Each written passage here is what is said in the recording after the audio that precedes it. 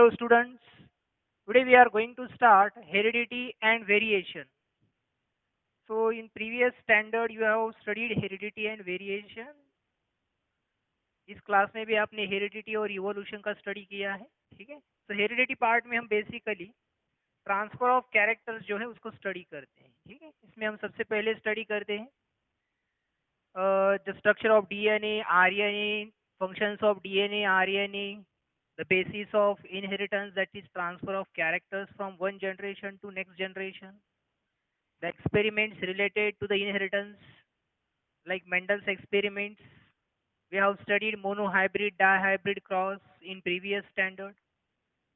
Monohybrid dihybrid cross उनके जो type, उनके जो फिनोटाइपिक और जीनोटाइपिक रेशियोज है उनके बारे में आपने स्टडी किया है।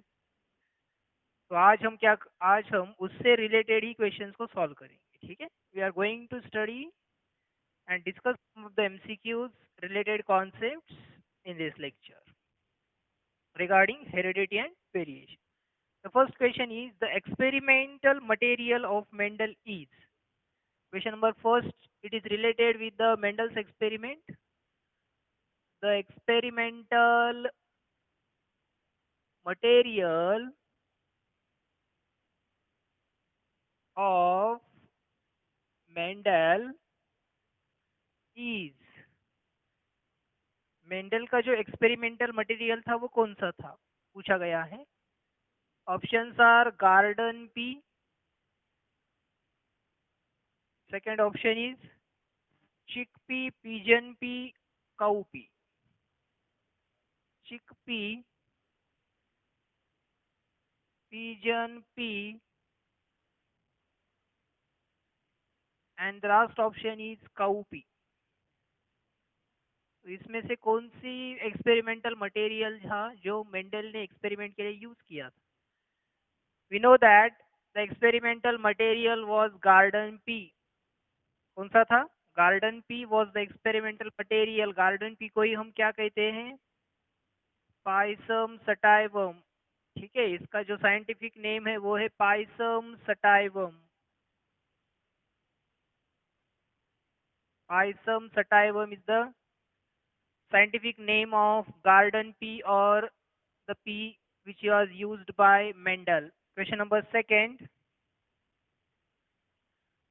Sum total of characters which are transmitted from one generation to the next generation is known as. Sum total of characters transferred from one generation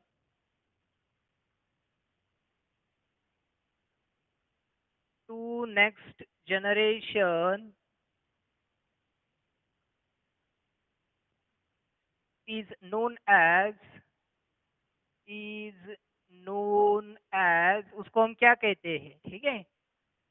sum total of the characters transferred from one generation to next generation is known as, इसको हम क्या कहेंगे? इसको कहेंगे genetics, फेनोकॉपी, heredity या variation. तो इसको हम जेनेटिक्स कहेंगे, सेकेंड फेनोकॉपी कहेंगे, या इसको हम हेरिडिटी कहेंगे,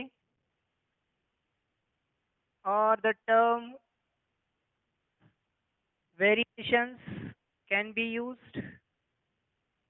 तो इनमें से कौन से है टर्म्स जो हम इसको यूज कर सकते हैं instead of the transfer of characters from one generation to next generation? So we know that transfer of characters from one generation to next generation is called as heredity और the process is inheritance.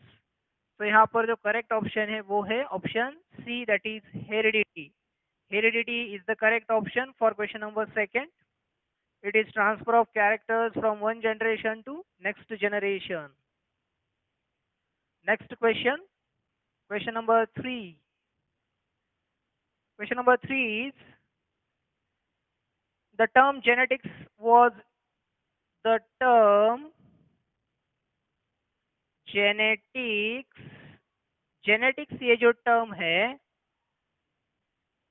the term genetics, it was first used by it was first used by, किसने use किया था ये term सबसे पहले? Scientist के name ये है हमें, जॉनसन, पुनेट, बेटसन और डार्लिंगटन, ठीक है। So Johnson, second is Punnett, जिन्होंने पुनेट स्क्वायर दिया था। C is Bateson and D is Darlington, ठीक है। तो देखो यहाँ पर जॉनसन, जोहनस जो थे वो मेंडल थे, ठीक है। जोहनस जो थे वो मेंडल थे, Gregor Johannes Mendel. Punnett square जो दिया था वो पुनेट ने दिया था। It was Bateson who first gave the term और use the term genetics. Genetics जो टर्म है वो किसने यूज किया था सबसे पहले? तो सबसे पहले वो बेटसन ने यूज किया था। So Bateson is the correct answer for question number 3। Next question, question number 4। Question number 4, question number 4 is one complete set of chromosome, sorry, alleles are, question number 4 is alleles are, alleles क्या होते हैं? alleles are, तो alleles क्या होते हैं? alleles होते हैं for example ये क्रोमोसोम है, डुप्लीकेटेड क्रोमोसोम इस तरह से, और ये एक डुप्लीकेटेड क्रोमोसोम है सपोज, ठीक है। तो एलिल्स का मतलब होता है कि इस पार्ट में जो जीन्स है वो यही पार्ट में होने वाले हैं, सिमिलर जीन्स। इस पार्ट में जो जीन है वो इस पार्ट में होने वाले हैं, तो ये एक दूसरे के क्या है? एलिल्स है। ये एलिल्स है, ये भी एलिल्स है एक दूसरे के। तो एलिल्स मतलब alternative form of gene which is responsible for the same character. Trait अलग हो सकता है उसका, वो अल्टरनेट फॉर्म ऑफ जीन होता है। तो इसमें ऑप्शंस दिए गए, homologous chromosomes, alleles are homologous chromosomes, homologous chromosomes को हम होमोलॉग्स कहते हैं, एलिल्स नहीं कह सकते, ठीक है। Second option given is, option B given is linked genes, dominant genes, linked genes, dominant genes, and the D option given is alternate form of genes। Genes का अल्टरनेट फॉर्म मतलब allele होता है, या डोमिनेंट जीन होता है, homologous chromosome होता है, या लिंक्ड जीन होता है। So alleles are nothing but the alternate form of genes, यानी कि वो सेम कैरेक्टर के लिए रिस्पॉन्सिबल होंगे। एक एग्जांपल हम लेते हैं इसमें, फॉर एग्जांपल क्रोमोसोम है, ठीक है, और इस क्रोमोसोम पे यहाँ पर जो पार्ट है, ठीक है, ये जो क्रोमोसोम है यहाँ पर ये क्या है? एलील्स प्रेजेंट है, ठीक है। एलील्स का मतलब होता है कि ऐसे जीन्स जो कि सेम कैरेक्टर के लिए रिस्पॉन्सिबल होंगे। जैसे कि अगर हम इसको अलग अलग करके देखेंगे तो ये इस तरह से अलग अलग हो जाएंगे, ठीक है। अब इस पार्ट में जो जीन है वो पार्ट उसी तरह का जीन इस लोकेशन में भी है। जैसे कि ये कैपिटल टी है तो ये स्मॉल टी हो सकता है। So capital T small T ये जो हम लिखते हैं, ये जो एलिल्स है, ठीक है, ये जो जीन का ग्रुप है, ये सेम कैरेक्टर के लिए। कैपिटल टी किसके लिए है? ये हाइट के लिए ही है। और स्मॉल टी भी किसके लिए है? हाइट के लिए ही है। मतलब कैरेक्टर क्या है? सेम है। सेम कैरेक्टर के लिए जो जीन होते हैं उनको हम एलिल्स बोलते हैं, और जीन्स ऑलवेज पेयर्स में होते हैं जिनको हम एलिल बोलते हैं। तो character is height, height of the plant.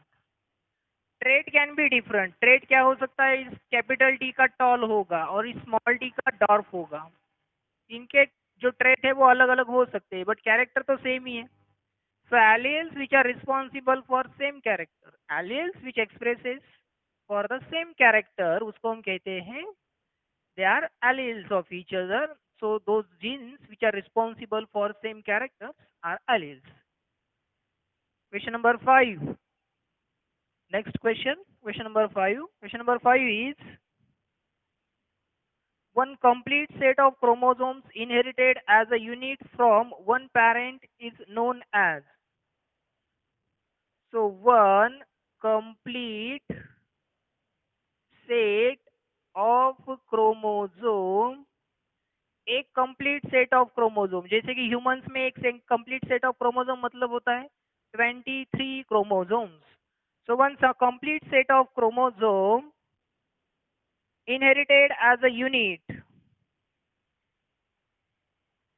inherited as a unit, inherited as a unit from one parent, from one parent is known as. इसको हम क्या कहेंगे? एक पेरेंट से जो एक कंप्लीट सेट ऑफ क्रोमोसोम जो ट्रांसफर होता है एज अ यूनिट, उसको हम क्या कहेंगे? उसको कौन सा टर्म यूज करेंगे? तो उसके लिए हम जीनोटाइप, जीनोम, जीनपूल या कैरियोटाइप, इसमें से कौन सा यूज कर सकते हैं? तो जीनोटाइप, जीनोम. इसके बाद नेक्स्ट सी है जीनपूल, कैरियोटाइप. जीनपूल, कैरियोटाइप. ठीक है, तो इसमें से हम कौन सा टर्म है जो इसके लिए स्पेसिफिक टर्म है? So one set of chromosome or one complete set of chromosome which is transferred from parents to the offspring is called as genome. इसको हम जीनोम कहते हैं. जीनोम. जीनोटाइप स्पेसिफिक कैरेक्टर का हो सकता है, जैसे कि ये एक जीनोटाइप है. किस कैरेक्टर का है ये? Height of the plant. Gene pool जो होता है वो कंप्लीट सेट ऑफ क्रोमोसोम होता है, बट इन अ पॉपुलेशन, यानी पॉपुलेशन में जितने भी मेंबर है उन सबका जो सबका जो जीनोटाइप होता है उसको हम जीन पूल कहते हैं. कैरियोटाइप का मतलब होता है ड्यूरिंग सेल डिवीजन जो क्रोमोसोमल स्ट्रक्चर्स हमें दिखते हैं या उसका जो आइडेंटिफिकेशन किया जाता है उसको हम बोलते हैं कैरियोटाइप. मतलब ये डिप्लॉइड भी हो सकता है, ये हैप्लॉइड नहीं होता. बट जीनोम जो होता है वो वन सेट ऑफ क्रोमोसोम है, इसका मतलब वो हैप्लॉइड सेट होता है. ठीक है, so correct option is option B, genome. Question number 6. Next question is question number 6. Question number 6 is the condition in which only one allele of a pair is expressed. The condition at which only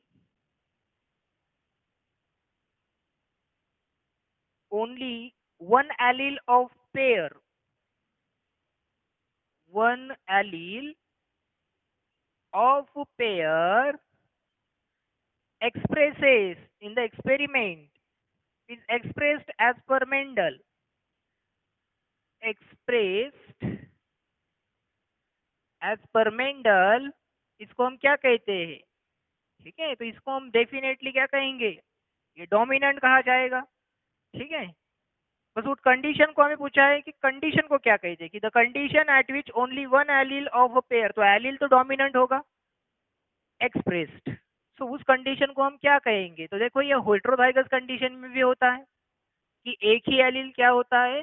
express होता है. ठीक है, next generation में एक ही allele क्या हो रहा है? एक्सप्रेस हो रहा है. Options given are homozygous, homozygous. Second option is codominant,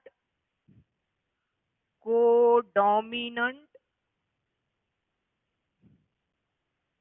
incomplete dominance, incomplete dominance,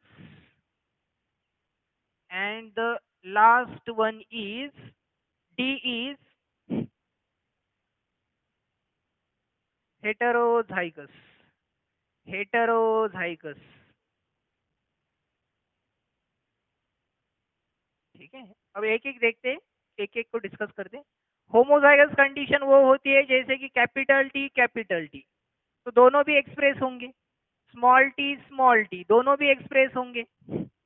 but capital T small T अगर ये हाइब्रिड कंडीशन है, इसको हम हेट्रोजाइगस कहते हैं, तो इसमें से सिर्फ कैपिटल टी ही क्या करेगा, टॉलनेस दिखाएगा। जो स्मॉल टी है वो रेसेसिव है। इसका मतलब ये होता है कि यहाँ पर कैपिटल टी जो है वो एक ही एलील एक्सप्रेस कर रहा है, एक ही एलील एक्सप्रेस कर रहा है, तो उसको हम क्या कहते हैं, डोमिनेंट जीन। कंडीशन को क्या कहते हैं, कंडीशन हम इसको क्या कहेंगे, कैपिटल टी स्मॉल टी को कहेंगे हम हेटेरोजाइगस। हेटेरोजाइगस या इसको हाइब्रिड भी कह सकते हैं। तो यहाँ पर हमें हेटेरोजाइगस जो दिया है वो दिया है option D. Option D is correct, heterozygous. Homozygous मतलब इस तरह की कंडीशन होती है, कोडोमिनेंस और इनकम्प्लीट डोमिनेंस में दोनों भी एलिल्स पार्टिसिपेट करते हैं, ठीक है। जैसे कि इनकम्प्लीट डोमिनेंस में क्या होगा कि इनकम्प्लीट डोमिनेंस में रेड और व्हाइट फ्लावर है तो पिंक फ्लावर आ जाएगा, मतलब दोनों का मिक्सचर आ जाएगा। कोडोमिनेंस में क्या होगा कि कुछ पैचेस रेड के आएंगे, कुछ पैचेस व्हाइट के आएंगे, ऐसा हो सकता है।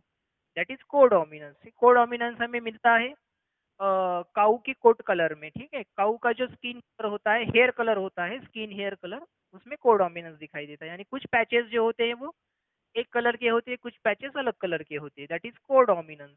So here the correct option is option D. Option D is correct, ठीक है। Next question number 7।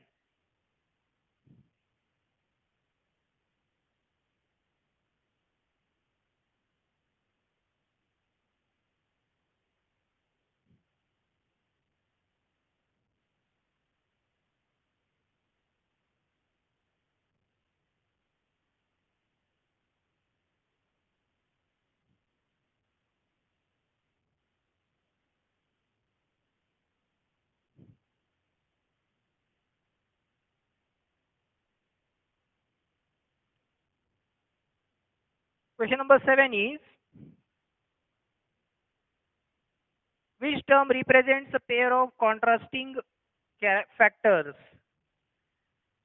Which pair represents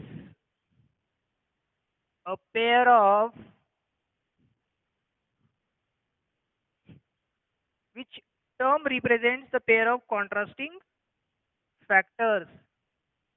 Pair of contrasting factors. Which term represents, इसमें से कौन सा टर्म है जो पेयर ऑफ कॉन्ट्रास्टिंग फैक्टर्स को रिप्रेजेंट करता है, इंडिकेट करता है? First is homozygous, heterozygous. Homozygous, B option given is heterozygous, ठीक है। C option given is complementary genes, एलिलोमॉर्फ्स।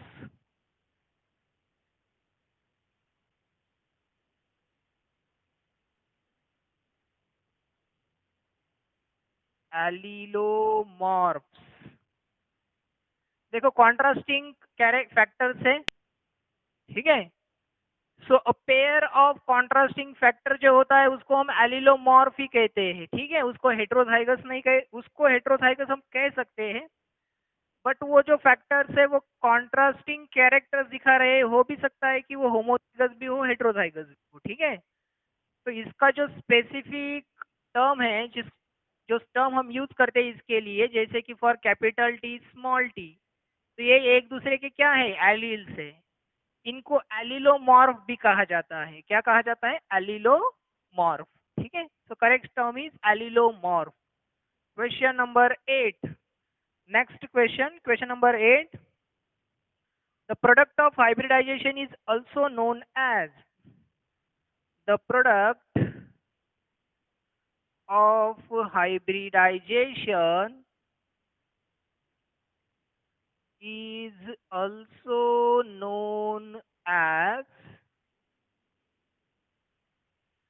product of hybridization is also known as clone, homozygous, clone, homozygous. Option C given is hybrid and pure line, hybrid, pure line, ठीक है। अब देखते हैं यहाँ पर, product of hybridization is also known as, hybridization का product है तो डेफिनेटली उसको हम हाइब्रिड ही कहेंगे। क्लोन मतलब रेप्लिका होता है, तो हाइब्रिडाइजेशन का जो प्रोडक्ट होता है वो रेप्लिका हो ही सकता है, ऐसा कुछ नहीं है। वो होमोजाइगस भी होगा, ऐसा कोई स्पेसिफिक मतलब हम बता नहीं सकते कि वो होमोजाइगस होगा या हेटेरोजाइगस भी हो सकता है। प्योर लाइन भी होमोजाइगस ही होता है, ठीक है, जो हम यूज चूज करते हैं for experiment. So this cannot be the answer. So hybrid is the correct answer for question number 8. That is the crop. It is nothing but the product of hybridization. Hybridization का ये product है जिसको हम क्या कहते हैं, hybrid कहते हैं, ठीक है। Next question number 9।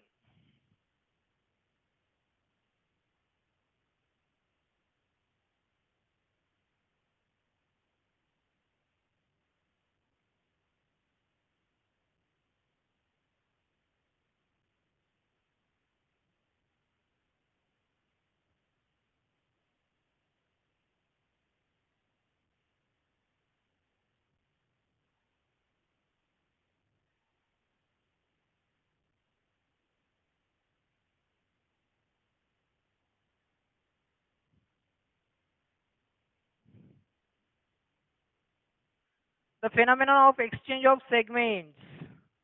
Question number 9. The phenomenon of exchange of segments. The phenomenon of exchange of segments between paternal and maternal chromosomes. Between paternal and maternal chromosomes is called is called paternal और maternal chromosomes के बीच में अगर इनका exchange होता है तो इसको हम क्या कहेंगे, तो ये हमें लाइफ साइकिल में भी पढ़ा था, इसको हम क्रॉसिंग ओवर कह सकते हैं, ठीक है। ऑप्शंस गिवन आर लिंकेज,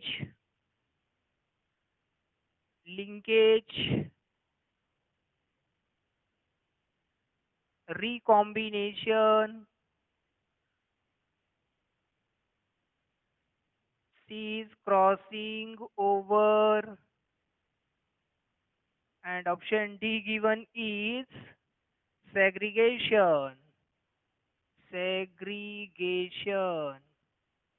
देखो यहाँ पर दो ऐसे ऑप्शन है जो सिमिलर दिख सकते हैं, जैसे रिकॉम्बिनेशन और क्रॉसिंग ओवर। लिंकेज जो होता है, genetic linkage is a different concept than this crossing over और exchange of material. Segregation is, it can not be the exchange, it is different term. Recombination या जेनेटिक रिकॉम्बिनेशन और crossing over ये same term भी है, but genetic recombination artificially भी किया जाता है, ठीक है। So this cannot be the answer. So correct answer is crossing over, जो पैचिटिन स्टेज में होता है, ठीक है। Question number 10। ये पैचिटिन स्टेज ऑफ मियोसिस 1 में, प्रोफेज 1 में होता है, इसको हमने लाइफ साइकिल में, सॉरी सेल साइकिल में था, ठीक है। Question number 10 is genotype represents, what is genotype, genotype represents, तो एक जीनोटाइप होता क्या है, जैसे कि कैपिटल टी है तो ये भी एक जीनोटाइप है, कैपिटल टी स्मॉल टी है तो ये भी एक क्या है, जीनोटाइप है। तो हमें पूछा गया है कि होता क्या है एक्चुअली जीनोटाइप, ठीक है, क्या रिप्रेजेंट करता है genotype. Options given are genetic constituent of an organism, genetic constituents of an organism, एक ऑर्गेनिज्म के वो जेनेटिक कॉन्स्टिट्यूएंट होते हैं जिसको हम जीनोटाइप कहते हैं। Option B given is external appearance, cell organelle of cell, external appearance, so is it external appearance, external appearance phenotype होता है।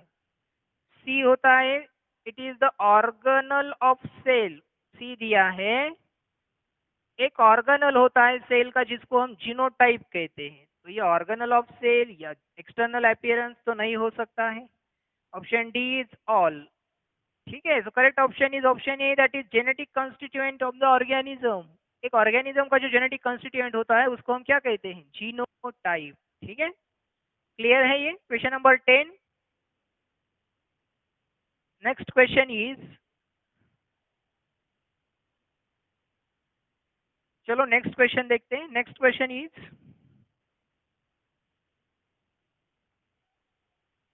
a gamete normally contains, question number 11, a gamete normally contains, एक gamete में normally क्या होता है? हमने पढ़ा है कि गैमेट फॉर्मेशन कैसे होता है, वो होता है मियोसिस से। उसमें हैप्लॉइड सेल्स होते हैं, गैमेट्स आर हैप्लॉइड सेल्स। उसमें क्या होता है? a gamete normally contains, question number 11, a gamete normally contains, क्या क्या होता है गैमेट में? Options given are all alleles of a gene, one allele of genetic pair, all alleles of a gene, next one allele of a genetic pair, one allele of a genetic pair, genetic pair का एक allele उसमें होता है। ठीक है, सी दिया है many alleles of a gene, many alleles of a gene, एक जीन के बहुत से एलील्स उसमें हो सकते हैं, या two alleles of a gene, two alleles of a gene. तो हमें पता है कि फॉर एग्जांपल ये क्रोमोसोम है, ये एक दूसरा क्रोमोसोम है, ये तीसरा क्रोमोसोम है। गैमेट के अंदर सपोज ह्यूमन गैमेट है तो 23 क्रोमोसोम्स होंगे, और हर क्रोमोसोम अपनी पेयर से अलग हुआ है। 23 क्रोमोसोम है मतलब वो हर पेयर, हर एक अनपेयर्ड है, इसमें कोई पेयरिंग नहीं है। पेयरिंग नहीं है इसका मतलब यहाँ पर जो भी जीन होगा, इस लोकेशन में जो भी जीन होगा उसका एलील अब तक इसके पास नहीं है, इसका पेयर ही नहीं है। तो it has only one allele of the genetic pair. यहाँ पर भी एक जीन हो, यहाँ पर भी एक एलील होगा, बट एक ही होगा, उसका कॉपी नहीं होगा यहाँ में, इसमें यहाँ पर भी एक एलील होगा। ऐसे बहुत से एलील्स होंगे बट कॉपीज उनके नहीं होंगे, उनके पेयर्स यहाँ पर नहीं होंगे। So all alleles of a gene, सारे एलील्स होंगे क्या एक गैमेट में? कभी नहीं हो सकते, एक ही होता है। One allele of genetic pair, definitely one allele of genetic pair is the correct option. ठीक है, many alleles of a gene, many तो हो ही नहीं सकते हैं। Two alleles of a gene, ये हैप्लॉइड सेल है। सेल कैसा होता है? Gamete, gamete is a haploid cell, has one set of chromosomes. Chromosome का वन सेट ही इसमें होता है, मतलब ह्यूमन होगा तो 23 क्रोमोसोम्स ही होंगे, तो उसकी पेयर तो इसके पास है ही नहीं। So only one allele of genetic pair is present in a gamete. Question number 12. Next question, question number 12. The dominant allele is one which can express in, dominant allele is a one which can express in, dominant allele वो कौन सा allele होता है जो express करता है? First, in homozygous condition, homozygous condition अगर है तो वो एक्सप्रेस करता है क्या? होमोजाइगस कंडीशन तो डेफिनेटली होमोजाइगस में डोमिनेंट तो एक्सप्रेशन दिखाता है। हेट्रोजाइगस में दिखाता है क्या? Heterozygous condition, heterozygous condition, C option given is both homozygous and heterozygous, homozygous and heterozygous, दोनों भी कंडीशन में वो एक्सप्रेशन दिखाता है। और डी दिया है none of the above, none of the above. Very simple question पूछा है कि डोमिनेंट एलील कौन सा होता है, तो वो होता है जैसे कि for example capital T small T है तो ये हाइब्रिड में भी टॉलनेस कैरेक्टर दिखाएगा, और होमोजाइगस है तो भी ये टॉलनेस कैरेक्टर दिखाएगा, मतलब वो हेट्रोजाइगस में भी और होमोजाइगस दोनों में भी अपना एक्सप्रेशन दिखाता है। ऑप्शन सी दिया है बोथ होमोजाइगस एंड हेट्रोजाइगस, इसका मतलब हमारा सही ऑप्शन जो है वो ऑप्शन सी है। सो dominant allele is the one which can express both in homozygous and heterozygous condition, whereas the recessive allele is the one which only shows the expression in homozygous condition. जैसे small T है वो homozygous में ही क्या करेगा, expression दिखाएगा। Heterozygous मतलब capital T small T में small T अपना एक्सप्रेशन नहीं दिखाता है, इसका मतलब रेसेसिव जो होता है वो हाइब्रिड में कभी अपना एक्सप्रेशन नहीं दिखाता है। ठीक है, मेंडल के अगर आप एक्सपेरिमेंट्स पढ़ चुके हैं, एक्सपेरिमेंट्स मेंडेलियन एक्सपेरिमेंट्स जो हमने पढ़ा है इससे पहले, ठीक है, तो वो अगर आप उससे अगर वो क्लियर है आपके, तो ये क्वेश्चंस जो है ये बहुत इजी क्वेश्चंस है। ठीक है, उससे रिलेटेड क्वेश्चन है ये। Next question, question number 13।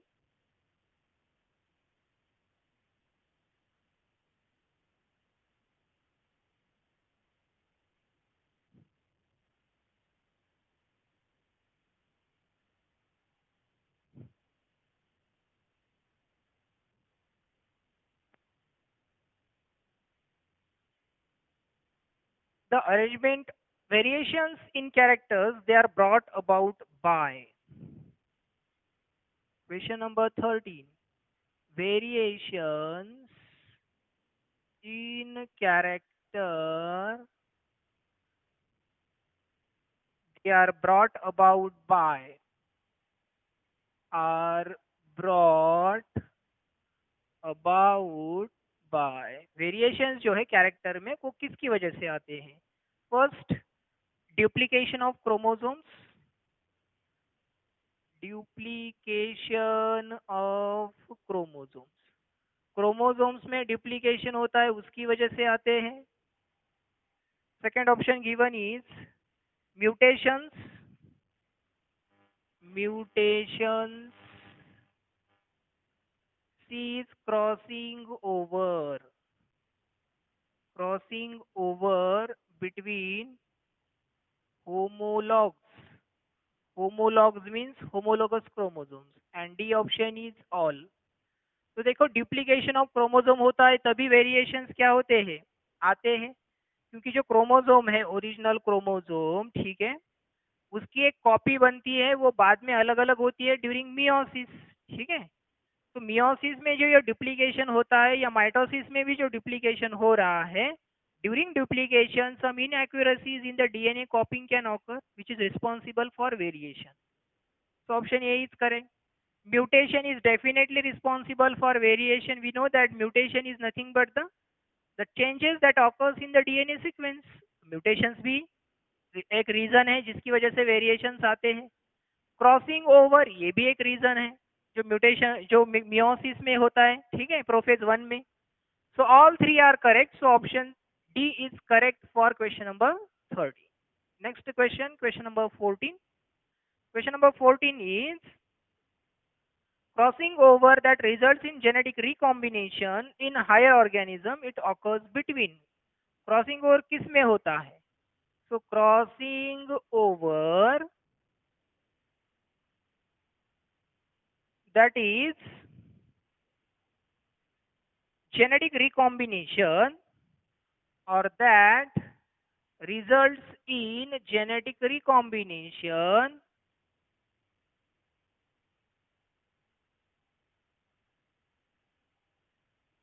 in higher organisms।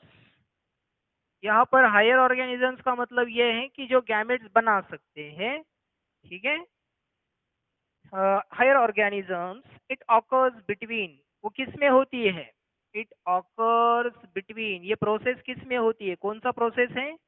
Crossing over process किस में होता है? Options given are sister chromatids of bivalents and non-sister chromatids of bivalents, sister chromatids of bivalent, bivalent के जो सिस्टर क्रोमैटिड्स है उसमें ये होता है क्या, या non sister chromatids of bivalent? Sister chromatids of bivalent, पहले तो बाइवैलेंट क्या है वो हम समझते हैं फिर देखते हैं। उसके बाद दिया है option given is two daughter nuclei and two different bivalents, two daughter nuclei and last one is two different bivalents.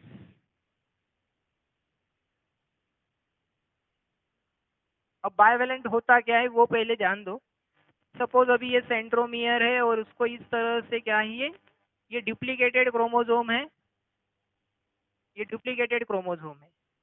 अब ये अगर होमोलोगस क्रोमोसोम है तो होमोलोगस क्रोमोसोम की ये जो पेयर होते हैं ये इनको हम कहते हैं सिस्टर क्रोमैटिड्स। ये सिस्टर क्रोमैटिड्स है, इसके सिस्टर क्रोमैटिड्स ये है और इसके सिस्टर क्रोमैटिड्स ये है। ये एक ही क्रोमोसोम है, सिंगल क्रोमोसोम है ये, और ये एक सिंगल क्रोमोसोम है। अब इनमें अगर क्रॉसिंग ओवर होगा इसको हम बाइवैलेंट भी कहते हैं। ऐसे क्रोमोसोम को हम क्या कहते हैं, बाइवैलेंट क्रोमोसोम। तो ये ऐसे दो बाइवैलेंट क्रोमोसोम है। तो ऐसे क्रोमोसोम्स में जो ये नॉन सिस्टर क्रोमैटिड्स होते हैं, नॉन सिस्टर क्रोमैटिड्स, इसके अंदर क्या होता है, क्रॉसिंग ओवर होता है। So non sister chromatids of bivalent, non sister chromatids of bivalent, ये हमारा आंसर करेक्ट हो जाएगा। सिस्टर क्रोमैटिड्स ऑफ बाइवैलेंट, इसमें होता है क्या क्रॉसिंग ओवर? इसमें नहीं होता है। इसमें होता है टू डॉटर न्यूक्लिया, ये तो दो डॉटर न्यूक्लिया के अंदर नहीं होता है, ठीक है, क्योंकि न्यूक्लिया से भी बना ही नहीं होता है, तभी ये क्रॉसिंग ओवर प्रोसेस होता है। टू डिफरेंट बाइवैलेंट्स, तो दो अलग अलग बाइवैलेंट्स तो है, ठीक है, दो अलग अलग बाइवैलेंट ये प्रेजेंट है। But non sister chromatids of bivalents के अंदर हमें स्पेसिफिक आंसर देखना है कि किस में होता है ये non sister chromatids of bivalent chromosome. So this cannot be the specific answer for the question. So option B is correct. Non-sister chromatids of bivalents, ये bivalents है जिसके बीच में नॉन सिस्टर क्रोमैटिड्स प्रेजेंट है और उनके अंदर क्रॉसिंग ओवर या फिर उसको हम बोलते हैं कि जेनेटिक रिकॉम्बिनेशन हो रहा है। So this is about the heredity and variation. अभी और बहुत से लेक्चर्स और उसके साथ साथ बहुत से क्वेश्चंस हमें इससे रिलेटेड सॉल्व करने हैं और रिलेटेड कॉन्सेप्ट्स को भी स्टडी करना है, ठीक है। नेक्स्ट लेक्चर में हम थोड़ा सा molecular DNA structure, RNA structure, कुछ एंजाइम्स और जो हमारे एक्सपेरिमेंट्स है मोनो हाइब्रिड और डाई हाइब्रिड क्रॉस, इससे रिलेटेड एमसीक्यूज को सॉल्व करेंगे। Okay, thank you.